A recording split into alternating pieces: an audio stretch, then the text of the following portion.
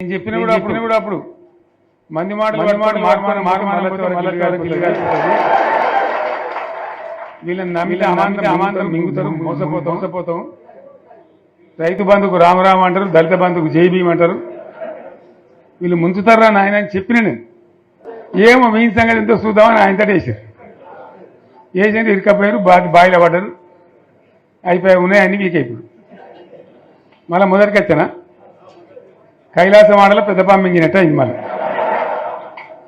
అంతే కదా, గ్యారంటీగా మంచిగా సంసారం జరుగుతుంది. ఇద్దరు తువ్వకొచ్చినాం, రైతులు ఇంత ముఖం తెలివి అవుతుండ్రి, ఇంత బాకీలు కట్టుకుంటుండ్రి.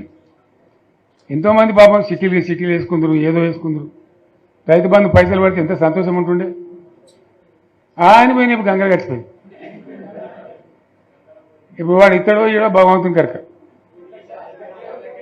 ఇచ్చినా కూడా మోసమే. ఏదో మళ్ళీ ఎలక్షన్ కోసం దానికోసం చేస్తారు తప్ప కడుపు నిండా ప్రేమను ఇచ్చేది గిట్లే ఉంటుందా?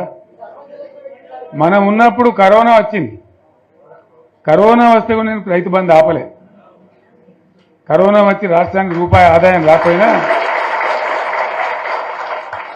వ్యవసాయం అయితే జరగాలి కదా, తప్పద్దని చెప్పి ఈవెన్ కరోనా ఉంటే కూడా రైతు బంధు ఆపలే.